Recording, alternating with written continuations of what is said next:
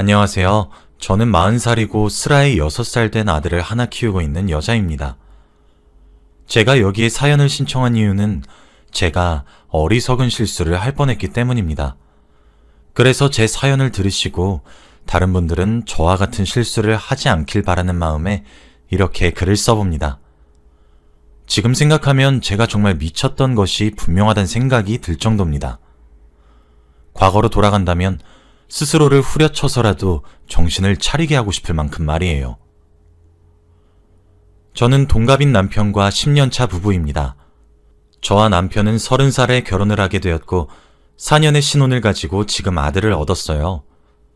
처음엔 제가 하는 일에 대한 애착과 프라이드가 큰 편이라 아이를 바라지 않았죠. 남편은 임신과 출산 두 가지 모두 여자의 몸에 부담이 큰 일이니 제 바람대로 따르겠다고 했고요. 다만 마음이 바뀌어 아이를 가지게 된다면 육아는 자신이 반 이상 하겠다고 했죠. 그런 남편의 마인드에 결혼을 결심하게 되었고 실제로 결혼한 뒤에도 시댁으로부터의 임신 압박 이런 것들도 남편이 다 막아주었습니다. 그런데 신혼을 꿀떨어지게 지내다가도 주위에서 하나둘 출산 소식이 들리고 친구들의 SNS도 점점 본인의 사생활 사진보다는 아이에게 초점이 맞춰진 사진들이 올라오고 그렇게 아이와 함께 단란하게 살기 시작하는 모습들이 차차 보이기 시작했어요. 그런데 그런 변화를 물끄러미 바라보면 나랑 남편을 닮은 아이는 어떻게 생겼을까? 하는 의문도 생겨났죠. 그래서 많은 고민 끝에 남편과 상의 후 지금 아들을 낳았습니다. 당연히 출산 이후에도 저는 제 일을 놓지 않기로 남편이 좀 더 노력하기로 약속도 했고요. 그래서 지금까지 저도 일을 할 수 있는 거고요. 남편은 아들을 끔찍하게 생각해서 정말 아들 바보인 사람입니다. 사실 제 남편은 조금 시크한 편이고 따지고 보면 무뚝뚝한 사람이거든요. 절 위해 다 해주는 편이긴 하지만 표현은 잘 하지 않는? 어찌 보면 상남자 스타일인 거죠. 그랬던 사람이 아들이 태어난 이후 혀 짧은 소리도 내고 그러는 것을 보면서 속으로 깜짝깜짝 놀리기도 했네요. 하지만 그 당시로 돌아가면 아들이 태어난 이후 남편에게 제가 찬밥 신세가 되었어요. 저는 결혼을 하고 난 이후에도 알콩달콩하며 살고 싶었는데 아무래도 아이가 있다 보니 무엇을 해도 아들의 위주로 돌아가고 하는 것이 좀 얄미웠네요. 맞아요.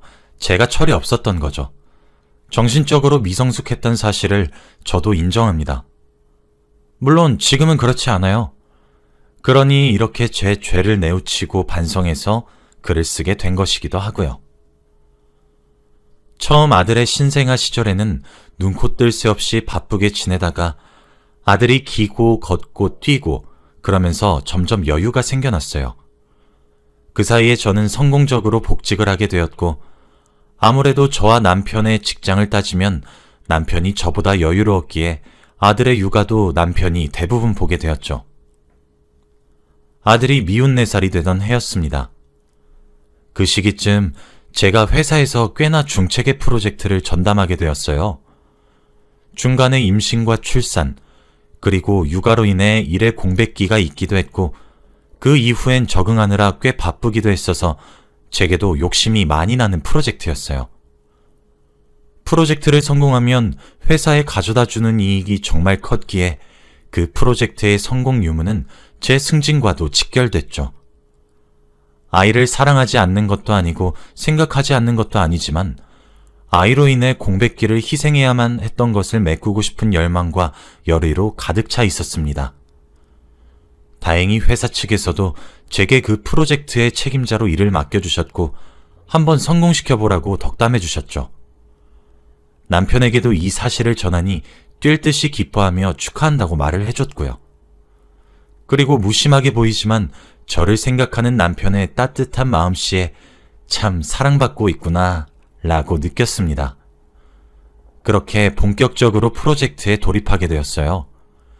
그 프로젝트는 거래처 한 곳과 협업이 반드시 필요한 프로젝트였고 거래처 측 대표인 한 남성분과 저희 회사 측 대표인 제가 정말 많이 의견 조율을 해야 했어요. 처음에는 별 생각도 없었어요. 정말 아무 생각도 들지 않았고 오직 제게 승진, 성공 이런 것들만 눈에 들어왔어요. 회의를 진행하다 큰 소리도 몇 번 오가기도 했고 치열하게 일을 했었거든요. 그런데 미운 정도 정인 것인지 잘 모르겠지만 어느 순간부터 그 남성분이 좋아졌습니다. 편의상 그 남성분의 이름을 민철 씨라고 할게요. 민철 씨는 제 남편과는 달리 저를 아끼듯 대해주셨어요.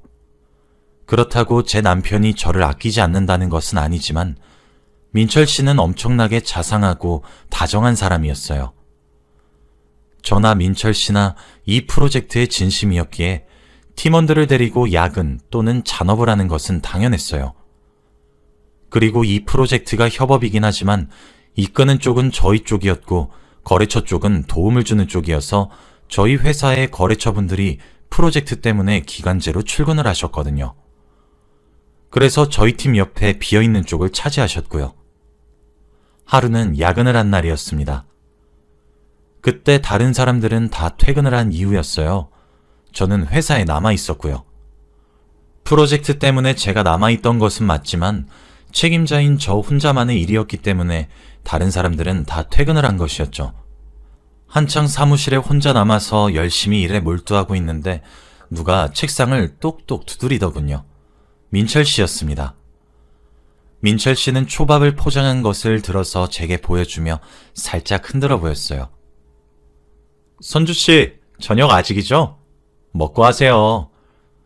그제서야 시계를 보니 10시가 다가오고 있었고 허기짐이 느껴지더라고요. 민철 씨, 퇴근 아직 안 하셨어요? 라며 저와 민철 씨는 초밥을 나눠 먹기 시작했습니다. 그때 마침 딱 제 밥을 챙겨온 민철 씨가 너무 고마웠습니다. 동료로서 말이에요. 아니요. 저도 저 혼자 남아서 야근 좀 하다가 퇴근하는 길이었는데 선주 씨만 혼자 남아있는 게 보이더라고요. 그래서 저도 밥 먹을 겸 선주 씨 것도 챙겨드릴 겸 겸사겸사 사온 거고요. 부담 느끼지 마세요. 민철 씨 진짜 너무 고마워요. 안 그래도 슬슬 배가 고프던 참이었거든요. 이 집 초밥 진짜 맛있는데 제가 회사 근처에서 제일 좋아하는 초밥집이에요. 잘 먹겠습니다. 그러면서 저와 민철 씨는 처음으로 편안하게 웃으면서 대화를 나눴어요. 그때 민철 씨는 저보다 2살 어린 사람이고 미혼이며 저는 아이가 있는 유부녀란 사실도 말을 했고 결혼을 곧 해야 한다는 민철 씨의 말에 저도 결혼해서 행복하고 남편을 만나 행복하다고 자랑도 했죠. 아마 그 순간이 저와 민철 씨가 사적으로 그렇게 대화를 나눈 적은 아마 그때가 처음이었을 겁니다.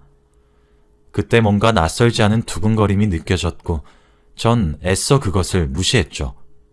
하지만 그날 이후부터 종종 제게 다정하게 다가오는 민철 씨가 점점 눈에 들어왔고 처음엔 제가 도끼병일 거다, 착각일 것이다, 자기암실했지만 민철 씨의 마음에도 제가 들어가 있던 사실을 알게 되었죠. 저랑 개인적으로 연락을 주고받거나 따로 만나거나 그러진 않았습니다.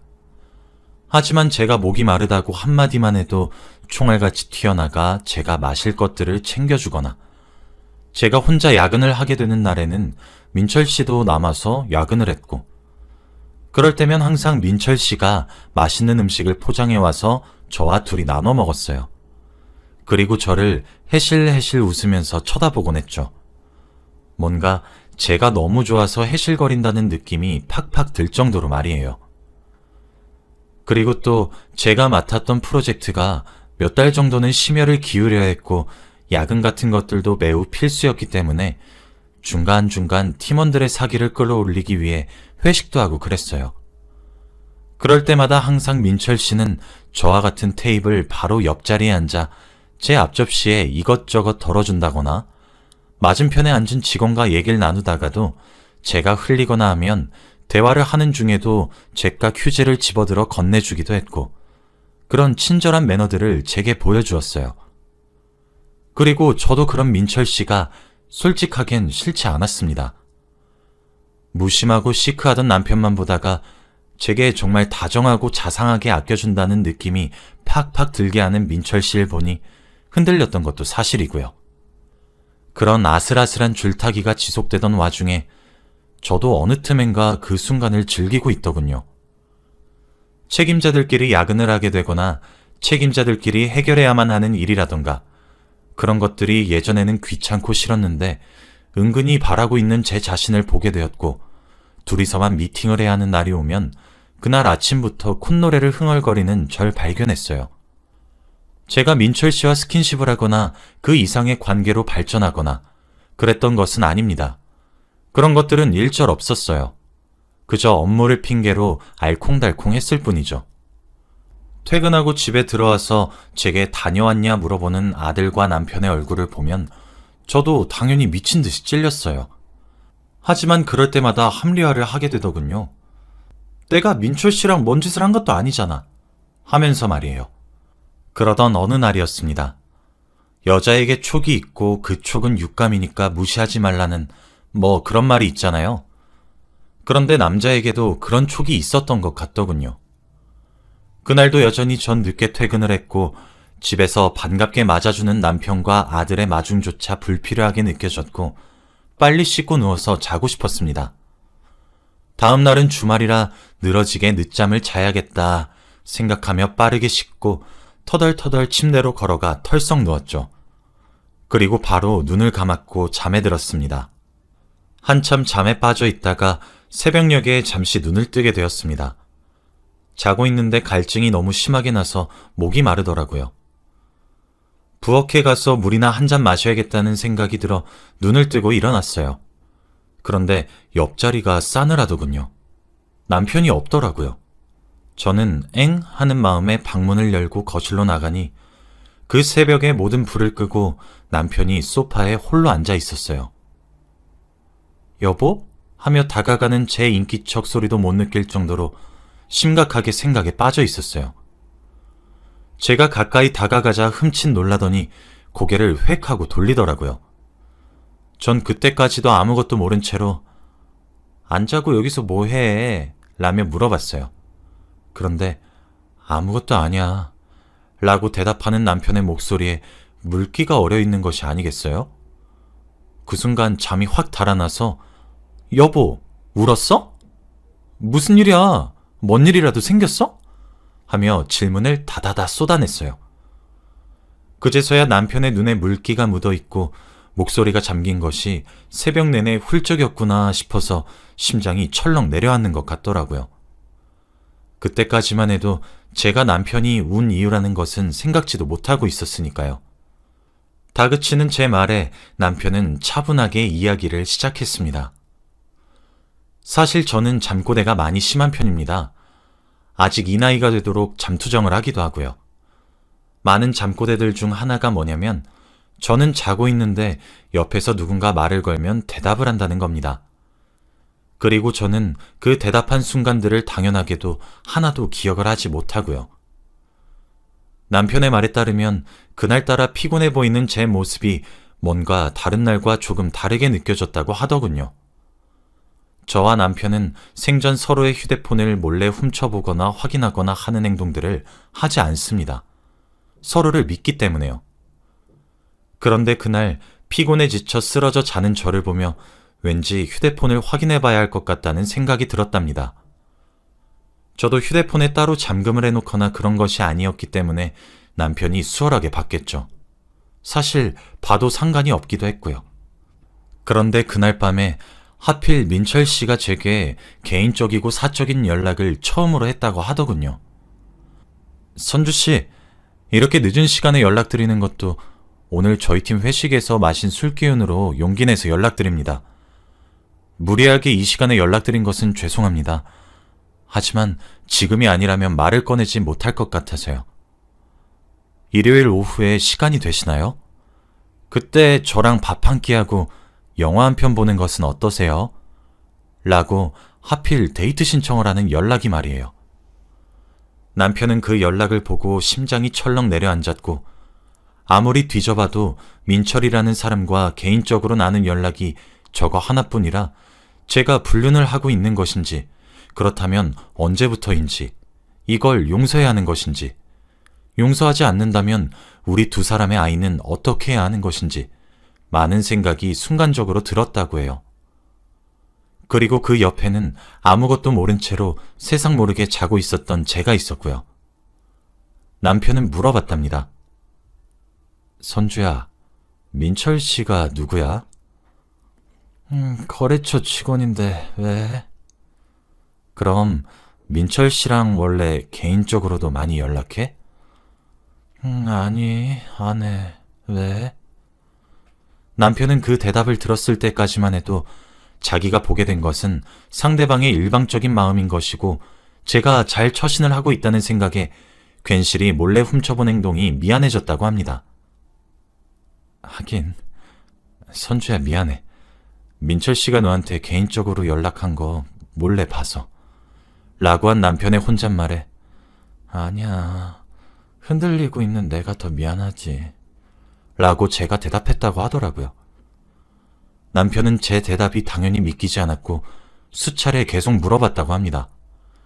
그렇게 저는 좔좔좔 대답을 하게 된 것이고 남편이 새벽 내내 거실에서 홀로 훌쩍이며 생각에 잠겨야 했던 것이죠. 당연히 저는 미안하다고 사죄했습니다. 여보, 미안해. 그렇다고 해도 나는 당신이랑 내 아들 뿐이야. 가정을 버리려고 하는 마음? 애초에 먹지도 않았고 그래서 지금까지 선을 지켰던 거고. 그래, 당신이 들은 것처럼 흔들리지 않았다고 말하지 않을게. 그건 거짓말이니까. 하지만 그뿐이야. 당신이 본 연락도 처음으로 받은 개인적인 연락이었고 사적으로 만나지 않았어. 당연히 정리할 생각이었고 이런 감정을 느끼는 나 자신도 스스로 갈무리하려고 했어. 진심이야. 난 당신밖에 없는걸. 정말이니까 믿어줘. 남편은 생각할 시간이 필요하다고 했고 주말 동안 제게 집을 비워달라고 요구했습니다. 저는 그 말에 남편에게 더 애걸을 해볼까 싶기도 했지만 남편의 상처받은 표정을 보니 가슴이 철렁 내려앉았고 남편이 원하는 대로 집을 비우기 위해 지갑과 휴대폰만 챙기고 옷만 갈아입고 집을 나왔습니다. 집 근처에 있는 모텔에 홀로 무작정 들어갔고 방에 들어가 정막이 흐르는 방에 홀로 앉아 있으니 현실감이 확 들더군요. 내가 무슨 짓을 한 거지? 내가 미쳤던 건가? 내가 남편을 두고 지금 엄한 사람한테 지금? 너 미쳤니? 하면서요. 그제서야 남편이 제게 마음이 떠나도 저 또한 민철 씨에게 흔들렸던 사실이 있으니 억울해할 수도 없고 마냥 무서워지기 시작했습니다. 입장을 바꿔서 생각해보니 남편이 저 말고 다른 여자에게 흔들렸던 사실을 제가 알게 된다면 전 바로 지옥 같은 감정을 겪겠다는 생각이 들더군요. 그제서야 고개를 드는 죄책감과 자책감, 그리고 스스로에 대한 실망감에 눈물이 주룩 나왔고 슬퍼하고 있는 제 자신이 그토록 이기적이고 가증스러워 보일 수가 없었어요. 그리고 마침 그때 남편이 읽기만 하고 답장하지 않은 민철 씨의 연락이 한 통 더 왔어요. 선주 씨, 대답해 주시면 안 될까요? 하고 말이에요. 저는 민철 씨, 저는 직장에서도 괜한 구설수에 휘말리고 싶지도 않고 민철 씨에게 그런 사감은 없습니다. 업무적으로 사무적이게 대해주세요. 그동안 친절을 베풀어 주신 것은 감사하게 생각합니다만 저는 가정이 있는 여자이며 제겐 금쪽 같은 아들도 하나 있습니다. 가볍게 가정을 깨트리고 싶지도 않고 민철 씨와 그런 관계로 발전하고 싶지도 않아요. 죄송합니다. 하지만 저도 민철 씨도 좋을 것 하나 없으니 좋은 동료로 지내고 싶어요. 민철 씨도 좋은 분이니 좋은 분 곧 만나실 수 있을 겁니다. 수고하세요. 라고 답장을 보냈어요. 민철 씨는 제 답장을 읽고 한참 말이 없더니 답장을 보내왔더군요. 선주 씨, 우선 제 마음을 막무가내로 밀고 나가서 그래서 곤란하게 만들어 죄송합니다. 이 나이 먹고 정말 부끄러운 말이지만 제가 선주 씨 참 많이 좋아했습니다. 20대 초반에나 느껴졌던 것 같은 설레임과 두근거림으로 회사 가는 것도 즐거워졌고요. 당연히 저도 선주 씨가 가정이 있는 사람이란 걸 알기에 감히 사귀겠다고 생각한 적은 없습니다. 그냥 옆에서 자주 보고 싶었고 친하게 지내고 싶었고 웃는 모습이 예쁘셔서 더 잘해주고 싶었어요. 정말 단지 그뿐입니다. 하지만 선주 씨 답장을 보니 그것조차 제가 곤란하게 해드리는 것 같네요. 이제 마음 접을 테니 너무 무섭게 대해주지는 말아주세요. 월요일에 아무렇지 않은 얼굴로 뵙겠습니다. 좋은 주말 보내세요. 라고 말이에요. 저는 이렇게 쉽게 정리할 수 있었는데 왜 하지 못했던 것인지 스스로가 너무 원망스러웠습니다. 그리고 하루가 지난 일요일 늦은 점심쯤 다행히 남편이 집으로 들어와서 이야기 좀 하자고 하더군요. 집에 들어가니 남편은 아들이 큰 소리가 나는 것에 놀랄 수도 있어서 앞집에 맡겼다고 했어요. 그렇게 식탁에 마주 앉았고 정막만 흘렀죠. 그 정막을 깨트린 것은 저였습니다. 저는 울먹이는 목소리로 남편에게 잘못을 빌었어요. 염치 없지만 용서해달라고 말이에요. 결론적으로 말을 하면 남편은 저를 용서했습니다. 선주야, 사실 정말 커다란 상처를 받았어. 그래, 속마음을 누가 알겠니? 하지만 결국 내가 표현이 서툴렀던 것이 널 그렇게 만들었던 것은 아닌지 죄책감도 들더라. 네 말 믿어. 네가 잠버릇으로 아무런 사이가 아니라고 말을 했고 개인적으로 친분을 나누지 않았고 끝까지 발전해서 불륜을 저지른 것도 아니고 속마음으로만 잠깐 흔들린 거잖아. 나는 그 잠깐 흔들린 시간 때문에 너와 이룬 내 가정을 깨고 싶지 않아. 불륜을 한 것은 아니니까. 그러니까 빠르게 마음 정리하고 돌아와. 기다릴게. 하지만 속마음에서 끝내야 될 거야. 여기서 더 발전한다면 난 너랑 이혼하는 것도 진지하게 고려하게 될 것 같거든. 그러니 빨리 정리해. 그리고 우리 다시 노력하자. 응? 저는 남편의 말에 오열하며 여보, 고마워. 정말 고마워. 내가 정말 미쳤었나 봐. 당신이 이렇게 날 사랑하는데 내가 잠시 돌았던 게 분명해. 나 어제 그렇게 집 나가고 나서 깨달았어. 내가 눈에 뭔가 씌었던 것이 분명하다고. 정말 미안해. 염치 없지만 용서해줘서 너무 고마워. 앞으로 잘할게. 내가 더 노력할게. 그리고 민철 씨랑은 어제 정리했어. 그러니 안심해. 앞으로 2번 다시 이런 일이 일어나지 않을 거야. 라고 말을 하며 어제 민철 씨와 나눈 대화를 보여주었고 저와 남편은 서로 부둥켜 안고 엉엉 울었습니다. 그렇게 전 용서를 받을 수 있게 되었고 남편도 제게 표현을 더 해주려고 노력하고 저 또한 그런 남편의 모습에 큰 죄책감을 느끼며 제 진실을 어필하려고 노력했습니다. 시키지 않아도 뭘 하고 있는지 사진 찍어 보내고 무슨 일이 있었는지 조잘조잘 말을 해주고 휴대폰 확인을 하라고 손에 쥐어주면서까지요. 남편은 그럴 필요 없다고 말을 하지만 제가 그러고 싶어서 남편에게 꼭 쥐어줍니다. 세월이 지난 지금은 그때의 일이 단순 해프닝으로 되어 있고 저와 남편의 사이 또한 무척 좋습니다. 아마 저는 남편의 커다란 사랑을 몰랐던 어리석었던 과거의 제가 용서되지 않을 것 같습니다. 그리고 평생 동안 남편의 태평양같이 넓은 마음에 감사함을 느낄 것 같고요. 그 사건 이후 남편은 정말 많이 달라졌습니다. 절 사랑하고 있고 아끼고 있다는 것을 직접적으로 표현해주기 시작했고 저 또한 아무리 일이 좋아도 일보다 제 가족을 우선순위로 만들었습니다. 아들의 육아를 남편이 거의 다 했던 것도 부족한 실력이지만 제가 더 노력하려고 했고요. 그래서 저희 부부 사이는 그 옛날 어떤 순간보다도 더 애틋하고 금슬이 좋습니다. 여기까지가 제 이야기입니다. 실수를 저질렀지만 반성했던 저도 그리고 실수에도 관용을 베풀었던 제 남편도 서로에게 고맙다고 얘기합니다. 그러니 여러분들은 저와 같은 실수를 저지르지 마세요. 정말 평생을 함께할 반려자의 가슴에 씻을 수 없는 상처를 내는 일이며 잃어버린 신뢰를 다시 쌓아가는 것 또한 정말 힘든 일이거든요. 그러니 애초에 그러지 않길 바라며 이만 글을 마칩니다. 들어주셔서 안녕하세요. 저는 올해 30대 중반이 된 여자입니다. 저는 얼마 전 결혼을 계획하고 있다가 충격적인 사실을 알게 되어서 결혼을 잠시 미루고 있어요. 여러분들이 제 이야기를 들어보시고 이 결혼을 해야 할지 말아야 할지 결정해 주시면 좋겠습니다. 저와 예비 신랑은 20대 후반에 만났는데 제가 오빠에게 적극적으로 대시했어요. 오빠가 많이 소심한 성격이고 조용해서 제가 열심히 다가간 덕에 오빠를 쟁취할 수 있었습니다. 오빠와 연애를 하는데 신기하게 저희는 안 맞는 구석이 없었고 싸우는 일도 없었어요. 오빠가 주위에 지인이 많이 없기도 하고 이성 문제로 싸운 일도 없었죠. 부모님들도 활발하고 놀기 좋아하는 남자보다 오빠처럼 다정하고 조용한 사람을 만나서 결혼하는 게 더 좋다고 했죠. 저도 오빠도 서로를 진심으로 사랑했고 30대가 되자마자 오빠는 저에게 프러포즈를 했습니다.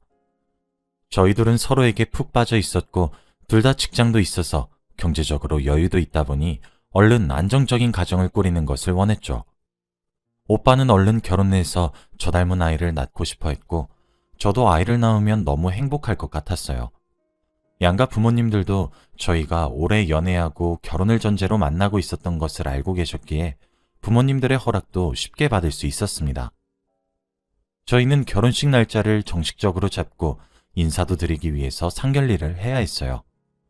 오빠에게 여동생이 하나 있다고 했는데 말로만 들었지 한 번도 얼굴은 본 적이 없어서 조금 설레긴 했습니다. 저희는 상견례를 하기 위해 한 식당을 예약하고 저와 부모님이 먼저 와서 오빠네 부모님을 기다리고 있었어요. 그때 입구에서 오빠가 들어왔고 저는 여기야 여기 하며 오빠를 불렀죠. 오빠를 뒤따라서 오빠네 부모님이 들어왔고 그 뒤로 낯익은 한 사람이 들어왔습니다. 저는 그 여자를 보자마자 저도 모르게 몸을 움크렸고 심장이 미친 듯이 빠르게 뛰기 시작했어요. 그냥 우연히 그 여자와 같은 식당에서 밥을 먹나 보다 했는데 그 여자는 오빠네 부모님을 따라 저희 테이블로 와서는 앉았습니다. 그러고는 저와 눈이 마주쳤고 서로 아는 사이라서 둘 다 놀랐죠. 그 여자는 바로 제가 고등학생 시절에 저에게 학교 폭력을 했던 가해자였습니다. 이름은 민서였는데 그 친구는 저를 심하게 괴롭혔어요. 그런데 민서가 바로 제가 결혼할 사람의 여동생이라고 합니다. 그럼 저의 시누이가 되는 거잖아요. 저는 이 상황이 도저히 납득이 되지 않았고 몇 년 만에 민서를 보니까 고등학생 때 괴롭힘 당했던 기억이 떠오르기 시작했습니다. 저를 이유 없이 때리는 건 물론이었고 숙제는 전부 다 저에게 시키는 것으로 모자라 물건을 훔치는 일도 자주 있었어요. 그리고 제가 제일 싫어하는 별명인 돼지를 매일같이 부르면서 저를 놀렸죠.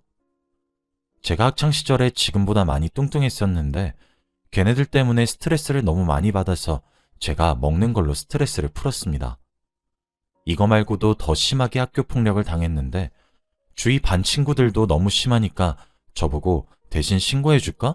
라고 할 수준이었어요. 저는 이 사실을 부모님에게도 말씀드리면 일이 너무 커져 민서가 보복을 할까봐 그게 두려워서 말을 하지 못했는데 어느 날 저희 부모님은 제가 스트레스 때문에 머리카락도 빠지고 몸에 상처가 많이 늘어난 것을 보고는 저에게 다가와서 혹시 학교에서 무슨 일 있니? 라고 물어보시더라고요.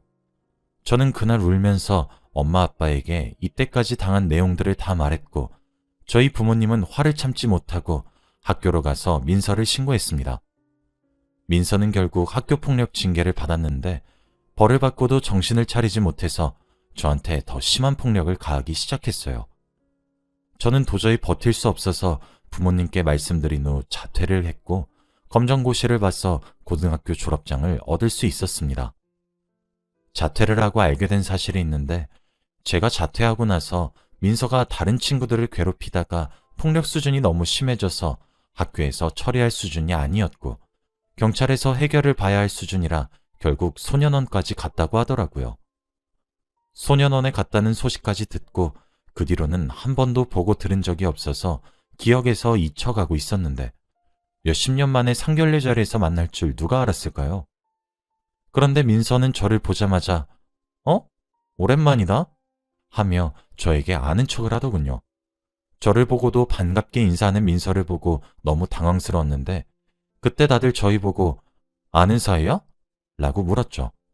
민서는 그냥 학교 친구였어 라고 말을 했고 저는 민서의 뻔뻔함에 할 말을 잃었습니다. 그러고 나서 밥을 먹다가 잠깐 화장실을 갔는데 민서가 뒤따라 들어오더군요. 야, 돼지. 오랜만이다. 몇 년 만이야, 이게? 돼지는 학창시절에 민서가 뚱뚱했던 저에게 부르던 별명이었어요. 저는 오빠에게 예전에 제가 학교 폭력을 당했고 뚱뚱했었다는 말을 절대 하지 않았는데 자칫하다가는 민서가 다 폭로할 수도 있다는 사실에 너무 무섭더라고요. 민서는 그동안 성형도 많이 했는지 얼굴이 많이 달라졌습니다. 그래서인지 저희 부모님은 몇십 년 전에 봤던 민서의 얼굴을 기억하지 못하는 듯 하더군요. 상견례 자리는 저에게 너무 지옥 같았고 민서가 한마디 한마디 할 때마다 저는 움찔거렸습니다. 그리고 집으로 돌아와서 정말 이 결혼을 진행해야 하나 혼자서 고민하고 있을 그때 민서에게서 카톡이 왔어요. 야, 돼지. 학창시절에도 똑같은 말투로 저를 괴롭히곤 했는데 다시 그 말을 들으니까 힘들더라고요. 민서는 제 과거를 빌미로 저를 협박하면서 저를 이용하기 시작했어요. 옛날 그대로 돈을 빌려달라고 하는 건 기본이었고 자기네 집으로 배달음식 좀 시켜달라고도 하면서 저보고 이래라 저래라 했죠.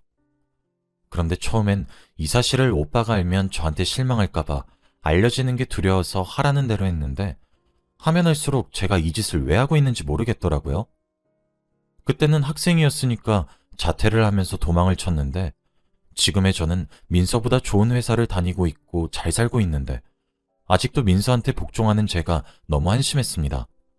그래서 한두 번 하다가 제대로 정신을 차리고 민서가 시키는 짓은 아무것도 하지 않았어요. 나 이제 네가 시키는 짓 안 해. 내가 옛날에 박수현으로 보이니? 나 옛날에 뚱뚱하고 네 말에 복종하던 내가 아니야. 어쭈, 돼지 많이 컸다? 옛날엔 나한테 말도 못 걸었는데. 참, 나랑 말 섞는 것으로도 고마워야지. 그게 무슨 말버릇이니? 네 과거가 까발려지는 게 부끄럽지 않나 봐? 응, 세상에 남자는 많은데 왜? 다른 남자 만나면 되지. 그리고 너 하나 때문에 나랑 오빠가 헤어질 것 같니? 야, 박수현. 네가 우리 오빠 만난 것도 감지덕지지. 너 같은 애를 우리 집안에 들여보낸다는 게 얼마나 집안에 똥칠하는 짓인진 아니? 너 학교 다닐 때 친구 없었잖아. 그러면 결혼식장에 네 하객 자리 텅 비어 있을 거고. 그러면 대행 알바 써야겠네? 응. 안 그래도 오빠랑 나랑 쓰려고 했어. 거봐. 우리 오빠 하객 자리랑 네 하객 자리랑 얼마나 차이가 나겠어? 너무 부끄럽다. 넌 우리 집 가문의 수치야. 민서는 잘 알지도 못하면서 다 아는 것 마냥 말을 했고 더 이상 반박하는 제 스스로도 너무 한심해서 그냥 답도 하지 않고 민서가 보낸 카톡들을 다 무시했습니다. 제가 무시를 하고 나니 민서는 화가 났는지 네 과거 사진 다 퍼뜨린다? 라고 마지막으로 카톡을 보냈고 저는 그것도 무시했죠. 솔직히 마음 한켠으로는 오빠가 저에게 실망하고 파혼하자고 할까봐 무섭긴 했지만 만약 오빠가 저에게 헤어지자고 한다면 오히려 저의 아픈 과거도 보듬어주지 않는 남자와 결혼하지 않은 게 다행이라고 생각하려고 했죠. 그런데 민서는 한다면 하는 사람이라서 분명 가족들에게 저의 과거에 대해서 말을 했을 텐데 오빠는 저한테 아무 말이 없었고 평소처럼 대해주더라고요. 그때까지는 아직 민서가 사진을 퍼뜨리지 않았다고 생각했습니다. 그런데 며칠 뒤 오빠의 어머니께서 연락이 왔고 저에게 만나서 할 말이 있다고 하시더라고요. 솔직히 무슨 이야기를 할지 예상을 하고 있었고 저희는 카페에서 이야기를 나눴어요. 민서한테 얘기 다 들었어. 학교폭력 피해자였다며? 저는 어머니가 그렇게 말씀하시니까 당연히 민서를 대신해서 사과를 하러 오신 줄 알았는데 그건 제 착각이었습니다. 우리 딸이 과거에 장난 한 번 친 거 가지고 되게 요란 피였더라. 우리 딸 그때 빨간 줄 그여서 취직도 안 되고 얼마나 힘들었는 줄 아니? 내가 너 마음에 들어서 며느리 삼으려고 했는데 우리 딸 말 안 들었으면 어쩔 뻔했니? 그리고 과거 사진도 봤는데 참, 우리 집에 이런 애가 들어오려고 했다니. 그리고 고등학교도 졸업 못했다며? 에휴. 어머니, 제가 민서한테 어떻게 당했는데요? 매일같이 때리고 시키고 솔직히 그때 민서 때문에 죽고 싶다는 생각한 적 한두 번이 아니에요. 그래도 제가 이 정도로 끝낸 게 다행이라고 생각하셔야죠. 그리고 저 고등학교 민서 괴롭힘 못 견뎌서 자퇴했고 검정고시 본 후에 대학교 좋은 곳 갔고요. 지금은 민서보다 더 좋은 회사 다니고 있어요. 어머머? 이 말하는 꼬라지 좀 봐라. 우리 딸이 어쩌고 어째? 어떻게 이런 무식한 애가 우리 집에 들여고 했는지. 나 참. 민서 아니었으면 네 검은 속내 모를 뻔했다. 그리고 하객 대행 쓸 거라며? 무슨 그런 데 돈을 쓰니? 우리 아들이나 이용해 먹고 우리 가족들 다 속이고. 이건 사기 결혼이지. 우리 아들 딸 봐라. 학창시절에 얼마나 잘 살았는데. 주위에 친구들이 바글바글 하잖니? 네가 친구가 없다는 건 그만큼 네 인성이 글러먹었다는 거야. 결혼은 좀 더 생각해보자. 어머니, 결혼을 미루시겠다는 거예요? 그럼 내가 네 더러운 과거를 알아버렸는데 여기서 결혼을 진행하면 우리 아들이 너무 아깝지 않겠니? 우리 아들은 더 좋은 여자 만날 수도 있는데 너한테 우리 아들은 너무 아까워. 어머니는 자리를 박차고 나가셨고 저는 너무 어이가 없어서 그 자리에서 얼음물 한 잔을 원샷하고 나왔습니다. 이런 집에 시집을 갈 바에는 평생 혼자서 사는 게 훨씬 낫겠다는 생각이 들었어요. 저는 오빠에게 다 말하고 싶었지만 저녁이 될 때까지 오빠가 연락이 없길래 오빠가 제 과거를 알고 저와 헤어지려고 하나 보다 싶었습니다. 오빠네 가족들은 며칠 동안 저에게 연락하지 않아서 결혼도 무산이 되었다고 생각하려는 찰나 그때 오빠의 어머니께서 연락이 왔습니다. 내가 미안하다. 딱 이 한마디 하셨습니다. 내가 아무것도 모르고 너한테 막말을 했구나 며느라. 지금 우리 민서는 오빠한테 미안하다고 사과하고 있고 나도 너한테 막말한 거 사과하려고 한다. 내가 우리 아들에 대해서 너무 무관심했어. 잘 알지도 못하고 심한 말을 해버렸네. 처음에는 결혼을 생각해보자고 했던 어머니가 갑자기 왜 저를 며느리라고 칭하시면서 사과를 하나 싶었는데 잘 알지도 못하고 라는 문장을 듣고 오빠가 자기 가족들에게 모든 사실을 다 말한 것을 눈치챘습니다. 사실 하객대행도 오빠가 하자고 한 거예요.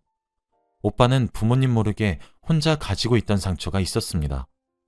소심한 성격의 오빠는 학창시절에 친구를 사귀지 못했고 대학교를 가서도 회사에 가서도 소심한 성격 탓에 사람을 멀리하는 경향이 있었어요. 그리고 잘 적응도 못하고 말이 없다 보니 사람들이 은근히 오빠를 따돌렸기에 오빠는 지인이 많이 없었습니다. 그래서 하객대행은 제 하객자리가 아니라 오빠 하객자리에 하려고 했던 거였죠. 저는 고등학교 친구만 없었지 대학교 지인들과 직장 지인들이 많았는데 오빠는 그렇지 않으니까 하객대행을 쓰겠다고 한 건데 오빠네 가족들은 아무것도 모르고 학창시절에 저만 판단하고 제가 하객대행을 쓸 것이라고 단정지었습니다.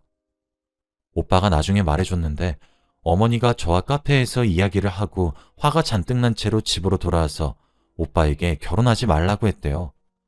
오빠는 갑작스럽게 무슨 소리냐고 물었고 모든 내용을 다 말하니까 오빠는 화를 참지 못하고 왜 알지도 못하면서 그런 말을 해요? 라고 했답니다. 오빤 성격이 워낙 소심하고 조용해서 한 번도 화내는 걸 본 적이 없는데 그렇게 큰 소리 친 건 처음이었다고 하더군요. 그래서 어머니와 민서한테 자신이 왕따를 당하고 있다는 사실을 말했고 그때 어머니는 뒷목을 잡고 주저앉아 버렸대요. 민서는 제가 뚱뚱했던 사진을 보여주면서 이래도 얘랑 결혼하고 싶어? 라고 물었고 오빠는 오히려 학교 폭력을 했던 민서에게 화를 불같이 내면서 당장 저한테 사과하라고 했다더군요. 그런데 민서는 끝까지 고집을 피우면서 내가 그런 돼지한테 왜 사과해? 난 잘못한 거 없고 그때 징계 받았으면 됐지.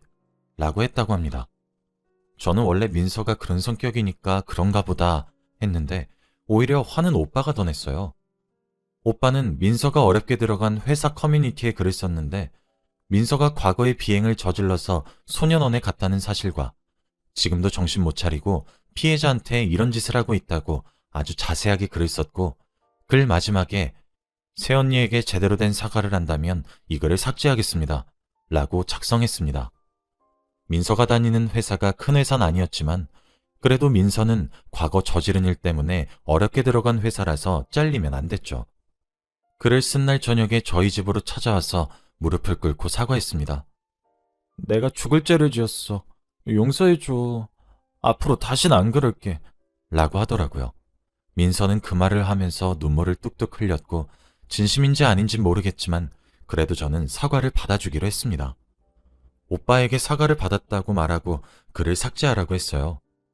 오빠는 저에게 왜 자기 동생한테 폭력당한 사실을 말하지 않았고 자기 가족들이 괴롭히는데 반박하지 않았냐고 화를 내더군요. 솔직히 저도 화가 나고 억울했지만 제가 말한다고 해서 달라지는 건 하나도 없다는 것을 제가 제일 잘 알았기에 조용히 있었던 겁니다. 학창시절에 폭력을 당했던 저는 이런 상황을 누구보다 잘 알았거든요. 그리고 오빠가 숨기고 싶어 했던 비밀을 제가 함부로 이야기하는 것도 예의가 아니라고 생각했고요. 오빠는 제 이야기를 듣고는 저를 안아주면서 내가 미안해. 내가 다 잘못했어. 라고 하며 진심으로 사과를 했고 행복하게 해주겠다면서 결혼을 다시 추진해보자고 했습니다. 솔직히 결혼 전부터 이런 어색한 사이가 된 집안과 다시 잘 지낼 수 있을까요? 민서와 어머니가 저한테 했던 말들이 아직까지 가슴에 박혀 있어서 가끔씩 떠오르곤 하는데 민서와 어머니를 계속 보면 상처가 더 깊어질 것 같습니다. 오빠는 결혼하고 시댁은 아예 오지 말자고 했지만 그래도 가족인데 그럴 수 있나요? 그래서 지금까지도 결혼을 고민하고 있고 오빠는 저 아니면 결혼 안 하겠다고 난리를 피웁니다. 오빠 가족들도 결혼해달라고 부탁하고 있는 상황이고요. 저도 오빠가 좋긴 하지만 신우이가 제 학창시절 학교폭력 가해자인 게 너무 걸리네요. 여러분들이라면 어떻게 하실 생각인가요? 제 이야기는 여기까지입니다. 들어주셔서 감사해요.